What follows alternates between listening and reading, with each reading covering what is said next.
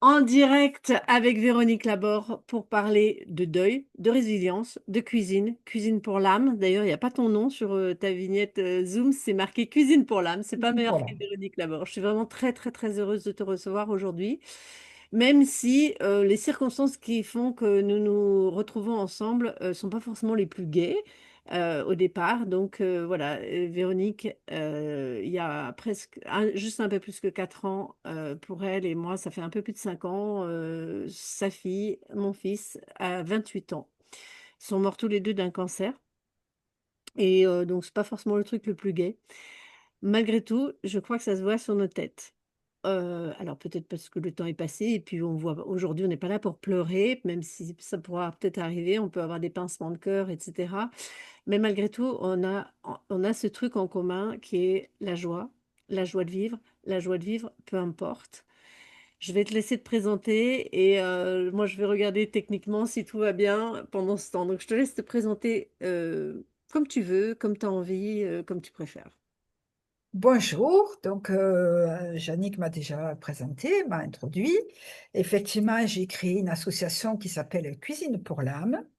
Je l'ai créée, Sidonie est partie, Sidonie c'est ma fille unique. Comme l'a dit Yannick, elle est partie en novembre, le 8 novembre 21 et j'ai créé mon association au mois de mai 2024. Voilà, j'ai quitté la ville, le béton. C'était notre projet, je lui avais promis que nous irions à la campagne et donc je l'ai fait pour honorer sa mémoire, ma parole, et parce que j'avais un besoin fou de me reconnecter à la nature. Donc je suis dans une petite bourgade de 6 000 habitants et j'ai donc créé mon association qui s'appelle Cuisine pour l'âme, qui a pour vocation de vous réchauffer le cœur, l'âme et l'esprit. Et l'estomac aussi, bien sûr. Donc tu fais ça pour les autres, tu fais ça aussi pour toi et justement tu dis que c'était un projet que vous aviez avec Sidonie. Donc peut-être que tu peux reparler de ce moment-là où c'était pas encore ce projet, est-ce que c'était un rêve? Est-ce qu'il avait déjà commencé un peu à avancer? Et est-ce que ben, le fait que Sidonie soit morte, ça t'a presque plus lancé dedans ou pas? Je te laisse nous dire. Alors, en fait, la cuisine, c'est ma passion depuis toujours, depuis que je suis enfant. J'ai toujours voulu cuisiner. J'ai concrétisé ce rêve en 2011. J'ai fait une école professionnelle, une formation professionnelle pour adultes pour être cuisinière. J'ai exercé pendant 8 ans dans différents restos, dont des très bons restos, très, très gastro. Sidonie était encore de ce monde. Et en 2017, j'ai raccroché les gants parce que, bon, il y a tellement de choses à dire sur la restauration que je ne vais pas m'étaler, mais ça ne correspondait pas à ce que je voulais réellement faire. Donc, en 2017, j'ai raccroché les gants et Sidonie faisait des études d'infirmière. En 2017, elle a recommencé un cursus et l'idée, c'était que nous avions en commun ce projet d'accueillir du monde et de prendre soin. Voilà, elle, sous couvert de son diplôme d'État, elle voulait prodiguer des soins aussi énergétiques et elle voulait aussi faire de l'équithérapie, soignée par les animaux, elle était fanat d'animaux. Et on voulait acheter une grande maison en commun. Et moi, évidemment, c'était la partie intendance, accueil, cuisine, le côté mama, quoi, vraiment le côté que j'ai toujours eu très, qui aime border, qui aime. Voilà, donc on avait ce projet en commun. Elle est tombée gravement malade, comme tu l'as dit, et de fait, tout s'est mis à l'arrêt, hein, évidemment. Et quand elle est décédée, bon ben, autant vous dire que vous imaginez bien que j'avais un vide dans la tête et je me suis sentie longtemps en incapacité de me projeter en définitive. Quand tu dis Euh, longtemps, c'est que représente combien de temps? pendant les 2 premières années. J'ai fait beaucoup de choses, de stages, hein, de toutes sortes, du yoga, développement, fait tout ce que vous voulez, les 5 éléments, des randos, des voyages. Pendant les 2 années qui ont suivi, j'ai fait beaucoup de choses pour moi, mais professionnellement, je me sentais incapable de faire quoi que ce soit. Et lorsque j'ai déménagé, en fait, ça m'a donné l'impulsion Et je suis tombée sur une ou deux personnes, parce que c'est toujours les rencontres aussi, hein, qui m'ont aidée, c'est des coachs, on peut dire, qui m'ont donné voilà, je me suis aussi donné la chance, hein, puisque j'ai fait appel à eux. Et en fait, pendant les 6 premiers mois où j'ai atterri ici, j'avais pas d'Internet. Donc, j'ai tout préparé, tout mon contenu sur PC. Sidonie m'enjoignait toujours à faire appel à ses services et me disait, Maman, je suis bloquée là, donne-moi du contenu que je puisse commencer à mettre sur les réseaux et tout. Mais j'étais tellement angoissée quand elle était malade, j'avais l'impression que mon cerveau, Donc j'étais le comme dans le projet, là, ciel. du contenu, tout ça, ça avait démarré avant. Voilà, j'avais déjà dans l'idée de Oui, parce que faire. là, tu dis, là, il y a Sidonie qui me parle. Donc, comme tu parlais de après, voilà. Voilà, oui, désolé, c'est vrai que j'ai pas bien mis Non, dans. non, mais C'est vrai que peut-être j'avais qu'elle dans continue à l'idée. t'inspirer du contenu aussi. Mais bon, Voilà, j'ai toujours eu dans l'idée de refaire quelque chose à ma façon, de proposer de la cuisine, mais de façon différente. Voilà. Pas dans un restaurant où on s'assied, etc. Ça peut être super comme expérience, mais moi, je voulais proposer autre chose. En fait, j'avais à cœur de rendre les gens autonomes. Et en venant prendre un cours ou un atelier culinaire chez moi, tu retrouves une autonomie, mais c'est pas juste un cours d'atelier, c'est surtout une façon d'être présente au monde, parce que si je l'ai oui. Et j'aime appelé, bien quand tu dis, c'est pas une façon de faire la cuisine, c'est une façon d'être au monde. Donc, c'est une c'est façon d'être au monde. à Complètement. travers un geste quand même, un geste Voilà. nourricier. À travers l'acte nourricier, parce que l'acte nourricier, il est hyper fédérateur, il est essentiel et il est commun à toute l'humanité. Donc, c'est un acte qui est primordial et dans lequel on peut mettre du sens. Et donc, c'est pour ça que je l'ai appelé cuisine pour l'âme, parce que moi, je pense qu'on se nourrit, on se sustente physiologiquement, évidemment, mais on se nourrit aussi de plein de choses intangibles, immatérielles. Voilà, on va se nourrir ne serait-ce que par la vue du plat. On fait appel à tous nos sens. Donc, on fait appel à tout ce qui est organique, mais on se nourrit aussi ce que je disais, pas que de matière, on se nourrit de nos pensées. Tu le sais, tu es bien placé justement avec tes livres pour essayer de penser autrement, de changer de paradigme. Donc, on se nourrit de pensées, on se nourrit de ce que l'on regarde, de ce que l'on lit, de la beauté du monde, de l'art, de la culture. Enfin, voilà, c'est des nourritures spirituelles, des nourritures pour l'âme, tout ça. Mm. Et donc le projet maintenant, enfin, c'est plus un projet, tu es dedans, il Il est a en éclos. route. Euh, est-ce que, qu'est-ce que toi, ça t'a apporté pour... Alors, je sens bien que, enfin, de toute façon, quand on parle, tu es complètement animé. Donc, voilà, c'est vraiment le animé, plein d'âme et plein de conscience et en même temps complètement dans la matière. Euh, qu'est-ce que toi, enfin, en apportant aux autres, tu t'es guéri toi comment toi, comment t'as trouvé ton chemin de deuil là-dedans? Enfin, comment t'as trouvé ton espace là-dedans? J'ai trouvé mon espace parce que si tu veux, quand tu fais, comme tu dis, quelque chose qui t'anime, qui te passionne, c'est vraiment en moi la cuisine depuis toujours. J'étais dans les jupes de ma grand-mère puis de ma maman. C'est vraiment quelque chose, je me documente en permanence. Il n'y a pas un jour où je regarde pas une émission, je lis pas quelque chose. Et en fait, si tu veux, de proposer ça, parce que je propose des ateliers culinaires, mais je fais aussi le marché de ma commune de Bédarieux tous les samedis. Je fais aussi des séminaires. Je prépare à manger de façon un peu traiteur pour des séminaires. Et donc, je suis tout le temps en train de cuisiner. Et le fait de cuisiner, si tu veux, ce qui m'a aidé et qui m'a guéri, c'est que quand tu cuisines, mais je crois que ça peut s'appliquer à n'importe quelle activité, d'abord avec les mains, c'est que quand tu es dans ta cuisine, enfin, moi, je suis pleinement là. C'est-à-dire que la pleine conscience, elle veut vraiment dire quelque chose. Je suis en pleine présence. Et tu peux pas ne pas être présent à ce que tu fais parce que tu sais plus, sinon, si tu as mis, je sais pas, la poudre à lever, où t'en es, combien t'as mis de sucre, combien t'as mis de farine. Fait, il faut être vraiment prêt. Et puis, comment te dire, si tu veux vraiment offrir quelque chose, fait pour moi, même si c'est marchand, je l'offre ce que je fais. Si tu veux offrir quelque chose, il faut y mettre tout ton cœur et ça transparaît, ça se ressent. De toute façon, je vais te dire, hein, les mains, Donc, c'est aussi retrouver le plaisir de faire avec le plaisir de faire autrement qu'avec la tête. Et c'est ça qui soigne, tu vois. Et les mains, il faut savoir si tu fais un peu de médecine traditionnelle chinoise, il y a un méridien qui passe comme ça, là, qui te traverse à l'horizontale et qui passe par le cœur. Donc, les mains, c'est le prolongement du cœur. Voilà. Donc, c'est donc, pour moi, c'est de l'amour. Tu cuisines de l'amour. Voilà. Moi, je le vois comme ça. Oui, ouais. C'est magnifique. C'est magnifique. Alors, je vais t'embêter un petit peu. Je vois qu'il y a Emmanuel et Ludovic qui sont là. Je leur fais un petit coucou. Bien sûr. Puis si vous êtes là en différé, n'hésitez pas à nous faire coucou. Je ne me suis pas présentée moi non plus. Bon, là, donc, je t'ai présenté, je ne me suis pas présentée. Mais si vous êtes sur cette chaîne, vous me connaissez. N'oubliez pas de partager, de mettre un petit j'aime et de diffuser si vous pensez que ça peut contribuer à d'autres personnes. Donc moi, effectivement, après le deuil, j'ai plutôt choisi d'écrire. Donc moi, c'est par les mains et c'est par le travail. Il y a aussi Isabelle qui est là. Merci Isabelle.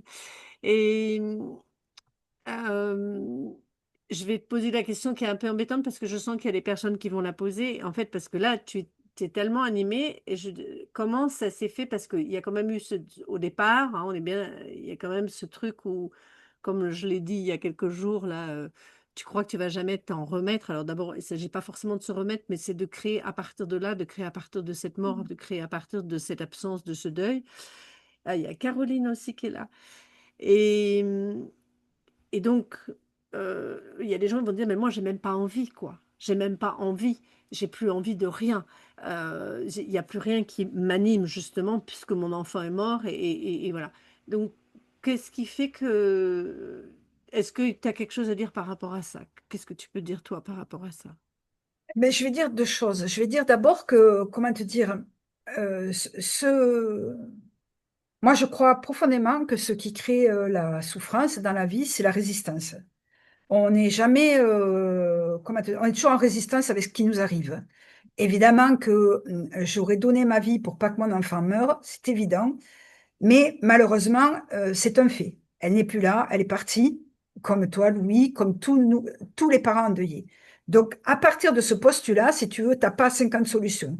C'est, enfin, moi, c'est comme ça que je le vois. C'est où tu te laisses descendre et tu t'enfermes dans cette souffrance incommensurable que je ressens toujours. Hein. Je suis là, mais il faut pas croire qu'on ne souffre pas. C'est juste que qu'est-ce qu'on fait à partir de cette expérience? Voilà. Ou je m'enferme dedans, je m'enferme et je m'enferme, et je suis totalement identifiée à la souffrance que je ressens. Mais moi, je pense qu'on est des êtres humains. C'est une amie qui dit on est humano-divin, c'est-à-dire qu'on a des capacités en nous insoupçonnées Moi, et que je dis divin humain. voilà, bon, tu vois, on le dit dans le sens qu'on veut, mais évidemment qu'il faut aller puiser. Hein. Je ne dis pas que c'est facile, que c'est un coup de baguette magique, mais moi, il y a quelque chose qui a toujours existé dans moi, c'est cette lueur, même si au départ, elle ressemblait à un millième d'une tête d'épingle. J'ai toujours, alors évidemment que j'ai eu la chance d'avoir ma petite sœur, j'ai eu des amis. Évidemment sur son chemin, il y a des ressources, il y a du monde, il y a les ressources que moi j'ai été chercher et j'ai cette capacité. Évidemment que pareil, j'avais plus Et envie de tu as rien accepté de les recevoir aussi. C'est-à-dire que tu accepter. as ouvert la Oui, porte. Il y avait cette petite tête d'épingle et tu as ouvert la porte. oui. Et c'est vrai que si tu veux, moi je me suis dit, qu'est-ce que tu fais de cette expérience? Ou tu passes ta vie au fond du lit à pleurer, ou tu en fais quelque chose. Et ce qui m'a motivée avant tout, ben, c'est Sidonie. Parce que elle avait aussi, pareil, une foi, une pêche, une façon d'être au monde qui était très, très incarnée, même si elle était très spirituelle aussi, il n'empêche. Je me suis dit, elle détesterait te voir au fond du lit. Et je me suis dit, mets-toi, renverse la vapeur. Mettons que ce soit toi qui sois parti. Est-ce que tu aimerais voir que sa vie s'arrête parce que tu n'es plus incarné? Mais certainement pas. J'aurais détesté qu'elle soit plus en capacité de rebondir.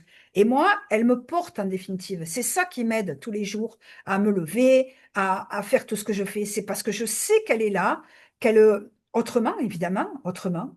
Mais moi, je suis intimement convaincue qu'elle est là, qu'elle me regarde et c'est ça qui me donne la force de lui montrer aussi, regarde ma chérie, je fais quelque chose de ma vie, je fais pas rien. Je suis pas. Alors oui, il y a des jours où je pleure, il y a plein de jours où je pleure, on me voit pas comme tout le monde. Euh, mais, mais globalement, moi, je veux être debout. Je lui ai promis. euh, Quand les médecins m'ont dit que c'était fini, euh, j'ai téléphoné à quelqu'un.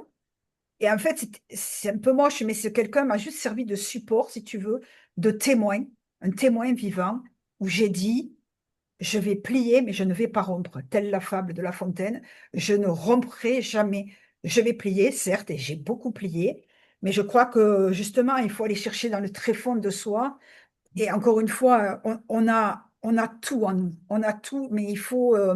Alors, il faut, je sais que c'est facile à dire, hein, pendant très longtemps, je n'ai pas pu, mais il faut se faire confiance à la vie, et surtout se rappeler que nos enfants, les gens qu'on a le plus aimés et qui nous aimaient aussi profondément, se rappeler de ce qu'ils aimeraient pour nous.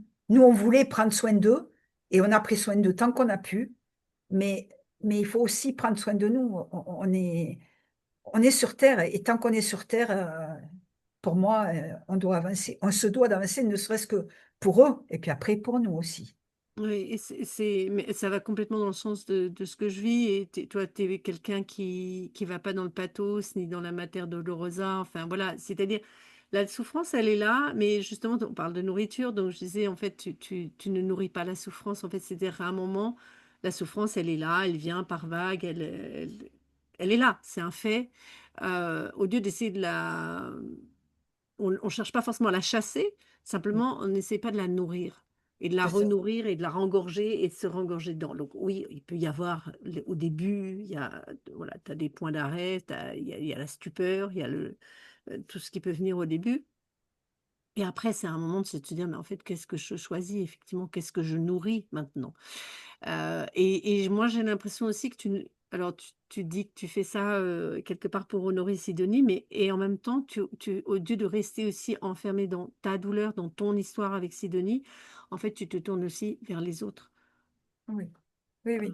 Et C'est hyper c'est important. ça la Ouais. richesse aussi, je trouve, de ce que tu offres, c'est-à-dire tout d'un coup, ben, c'est pas oui, je souffre, oui, et on pourrait, excuse-moi, hein, je vais peut-être que tu vas pas être d'accord, tu pourras me le dire, mais parce que moi, j'ai eu un peu cette sensation aussi au début quand j'ai écrit mon premier livre. J'étais vraiment presque dans une relation encore complètement fusionnelle avec mon fils.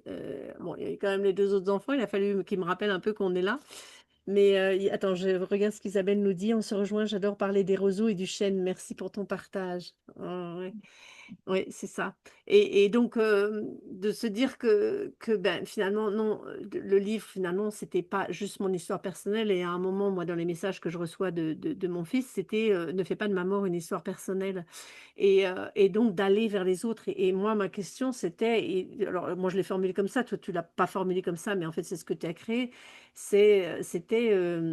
Qu'est-ce que je peux, enfin, qu'est-ce que toi, sans corps, donc je m'adressais à lui, et moi avec mon corps, qu'est-ce qu'on peut créer tous les deux qui sont une contribution ben, pour nous et pour le monde, et qui apportent hein, de la joie, de la paix, de la douceur. Et donc moi, c'est venu par exemple par les livres. Toi, bon, t'as pas formulé la question comme ça, mais c'est ça qui vient, parce que finalement, au-delà de ton histoire avec Sidonie, au-delà de ce lien, ce projet que vous aviez ensemble et de ce qui se crée entre vous deux, c'est quelque chose que vous créez et que vous offrez pour le monde et la cuisine, etc. Tout ce que tu offres, c'est pour les autres. Oui, oui, tout à fait, parce que la cuisine, tu vois, c'est ce que je disais tout à l'heure, c'est tellement universel que si tu veux, tout le monde a un rapport à la nourriture qui lui est propre. Parce que la cuisine, en plus, fait la nourriture, c'est très, très lié à la sphère émotionnelle. Et donc, évidemment, quand on est en deuil, on morfle, hein, je veux dire, ou on est ou en règle générale, où on compense à fond et on mange tout ce qui passe, voilà, sous la main, ou à l'inverse, on se néglige parce qu'on n'a plus le goût de rien.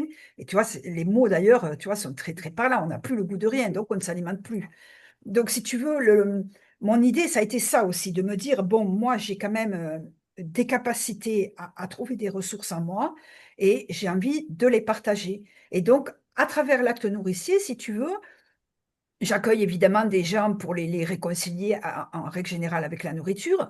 Je suis très axée sur le végétarisme, le végétalisme, parce que je pense que c'est un enjeu et de santé publique et de, comment ça s'appelle, et sociétal et écologique, évidemment.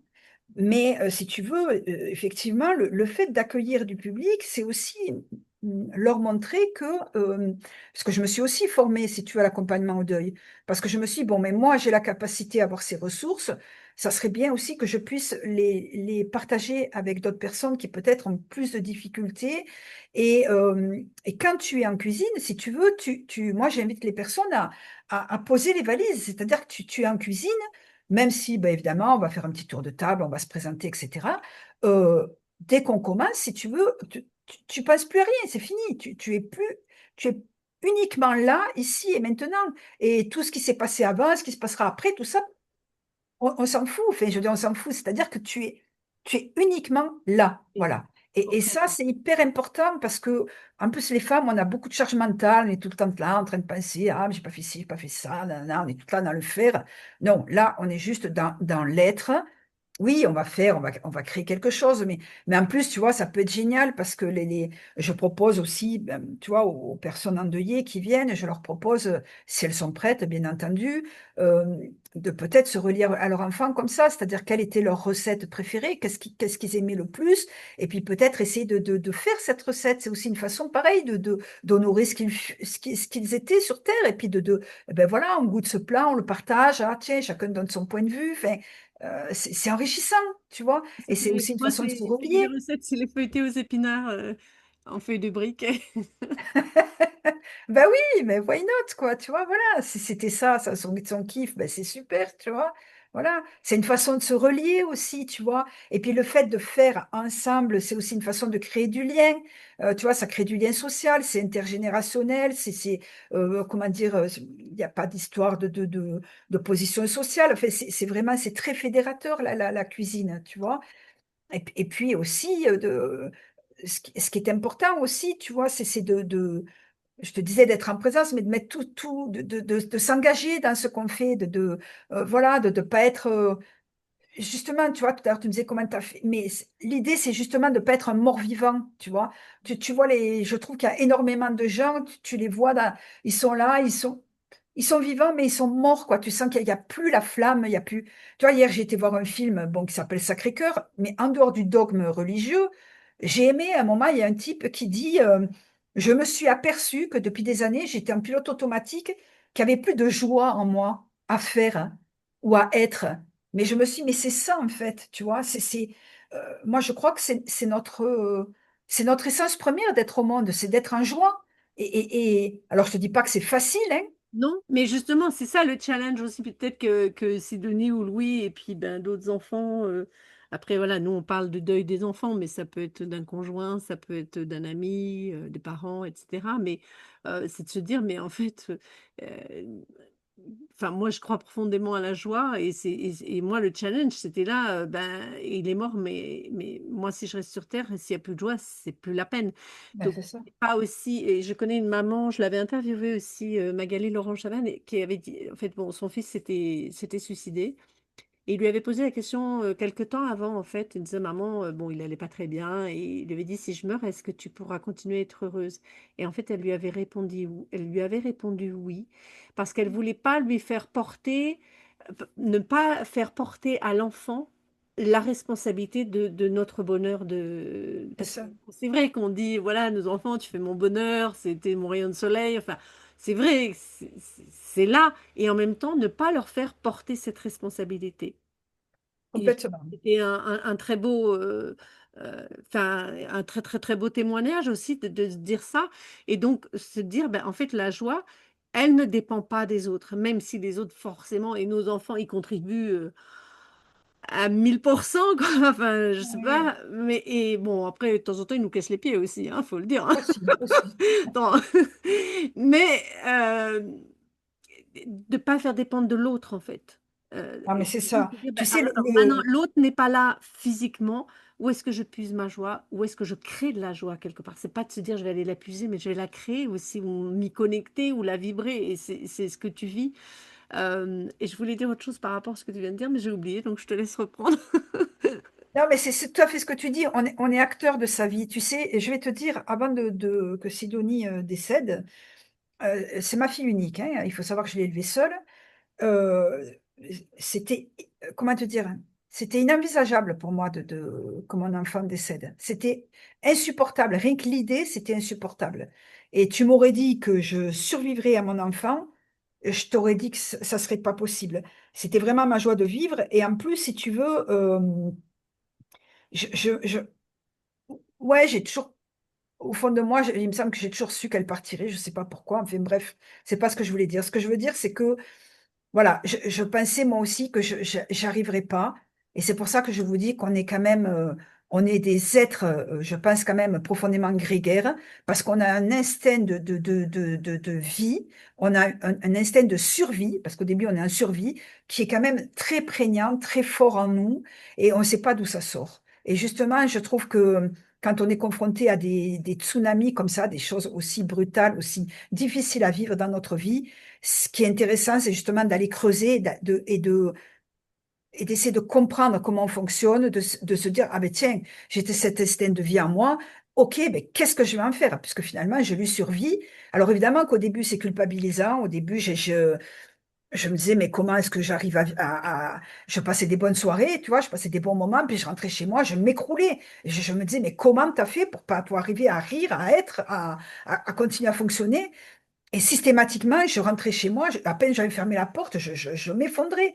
Mais voilà, et après, tu chemines, si tu veux, et je me suis dit, ben oui, tu as le droit de t'écrouler, mais tu as aussi le droit de... De vivre. En fait, tout est imbriqué, si tu veux. C'est ça que je voulais dire. C'est que oh, c'est pas tout noir, tout blanc. D'ailleurs, ma fille était métisse, hein, il n'y a pas de hasard. Son papa est noir. Voilà, c'est tout cohabite en nous, tout. C'est-à-dire on peut être, je le vois, moi je suis dans l'ensemble assez guillerette, assez joyeuse, assez enthousiaste, mais il n'empêche que ben là, ça va être la date de son venue au monde, ça vient d'être la date de son décès, tout est en même temps, et en même temps que je suis joyeuse et que je vous parle, eh ben au fond de moi, eh ben oui, ça pleure, ça saigne, parce que tout cohabite, on n'est pas d'un seul tenant. Mais c'est ça aussi la beauté Pas pile ou face, en fait, c'est tout, c'est C'est comme un ça. paysage plein de relief, quoi, avec toutes les On est multiple, on est complexe, on est multiple, quoi. émotions. Mais ne surtout pas, je crois, euh, s'identifier, encore une fois, au deuil. Le deuil est consécutif de nos vies, il fait partie de nos vies, mais je ne suis pas le deuil. Voilà. Oui, moi, j'aimais bien, mais c'est Magali aussi qui avait parlé de ça, et moi j'en avais parlé, c'était, ben voilà, nous sommes des mères endeuillées, et nous, c'est pas en opposition, nous sommes des mères endeuillées et des femmes vivantes Oui, aussi. oui, Voilà, oui, complètement. c'est pas incompatible. Et justement, oui, voilà ce que je voulais redire par rapport à ce que tu partages, par rapport au fait aussi ben, qu'on peut se noyer dans le chagrin, qu'on peut aussi se brûler un peu dans les terres. C'est-à-dire que moi, j'ai eu un moment où je suis pas mal partie bah, dans la connexion avec l'invisible, avec les communications que j'ai eues avec mon fils aussi et que j'ai transcrit en livre. Bon, heureusement, ça passait par l'écriture, donc j'étais en train de revenir à la matière.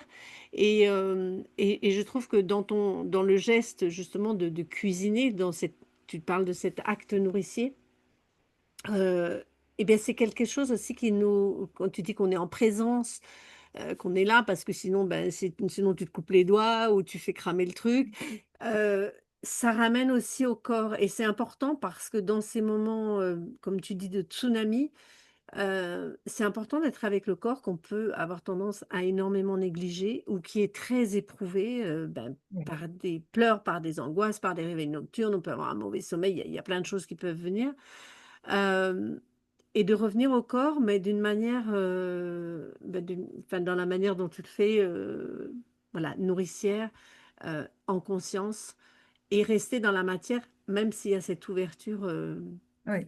À l'invisible, c'est pas incompatible. C'est-à-dire, il y a les deux et les deux cohabitent et les deux sont ensemble et ne pas oublier ni l'un ni l'autre. Et justement, tu vois, mais je te remercie de dire ça parce que c'est vraiment la démarche aussi que je fais et que j'aimerais et que j'essaye d'enseigner aux participants et participantes qui viennent. C'est ça justement, c'est essayer de retrouver un rapport pacifié à son corps à soi-même. Parce que, tu vois, le fait de mal s'alimenter, par exemple, ben, je me dis, on n'honore pas notre corps, qui est quand même notre véhicule terrestre, notre temple. Et en fait, notre corps, c'est pas une poubelle. Donc, arrêtons de boire ou de manger n'importe quoi. Enfin, je veux dire, quand tu réalises ça, que ton corps, c'est ton temple, mais je veux dire, c'est quand même lui qui te permet d'aller, ben, nos enfants, ils sont arrêtés à 28 ans, mais c'était sans doute le choix de leur incarnation, de leur âme. Mais nous qui avons la chance d'aller un peu plus loin, mais justement, prenons soin de ce corps et on en prend soin, c'est ce que on disait tout à l'heure, par les différents types de nourriture, par évidemment un peu d'exercice physique, un peu tout. Mais encore une fois, on peut aussi, justement, alors effectivement, tu as raison, la cuisine permet d'être très ancré ici et maintenant, ça donne une stabilité, une force, un ancrage qui est important parce qu'effectivement, on aurait tendance moi, pareil, à partir beaucoup dans des sphères, voilà, comme tu dis, plus éthériques, plus ésotériques ou spirituelles, parce qu'on a tellement envie de, voilà, sans doute de les rejoindre d'une autre façon. Mais on peut se faire aider, encore une fois.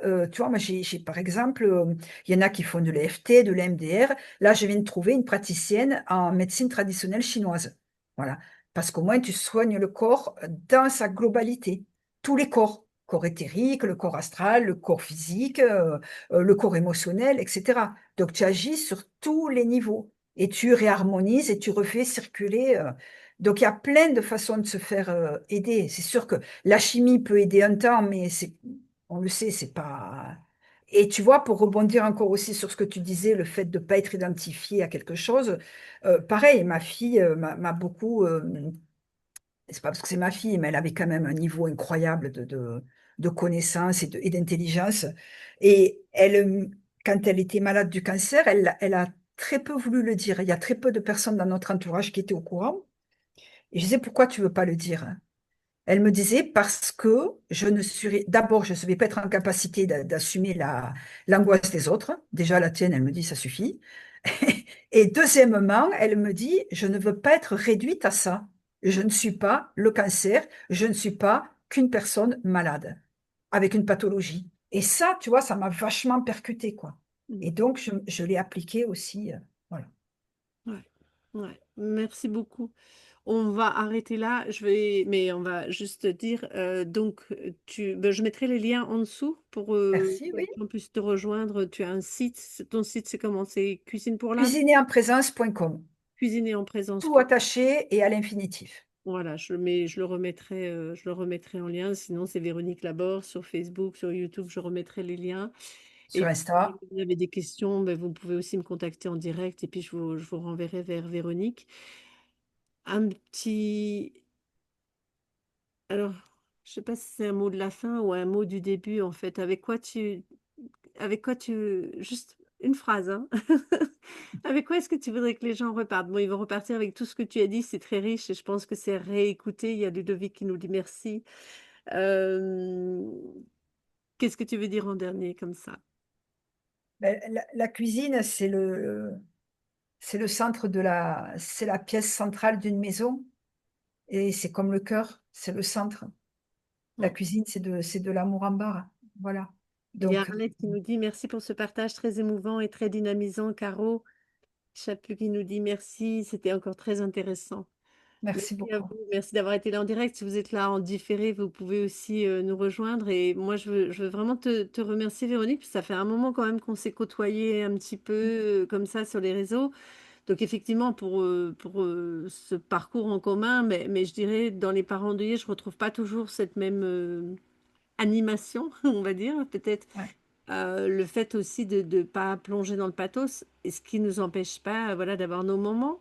Parce que, ben, comme tu dis, alors soit humain divin ou divin humain, moi comme je dis, il y a toutes ces parts en nous, toutes ces parts qui sont là. Et il y a des moments où ben, il peut y avoir un peu d'exaltation assez mystique, et puis des moments où tu retombes brutalement sur Terre, et là tu dis, ouh, c'est dur et en même temps, ben, c'est pas ça qui va nous empêcher de rayonner ou au contraire, je veux dire, quelque part, c'est par ces morts, c'est par ce passage. Pour moi, je parle d'un passage, oui, c'est un passage pour ceux qui meurent, mais c'est aussi un passage pour nous qui nous invite à rayonner encore plus. Et franchement, tu rayonnes énormément, donc je te remercie Merci. infiniment. Merci à toi. Oui, honorons la vie tant qu'elle est présente. Il faut Ouais. l'honorer. Voilà, allez, on fait le Merci beaucoup.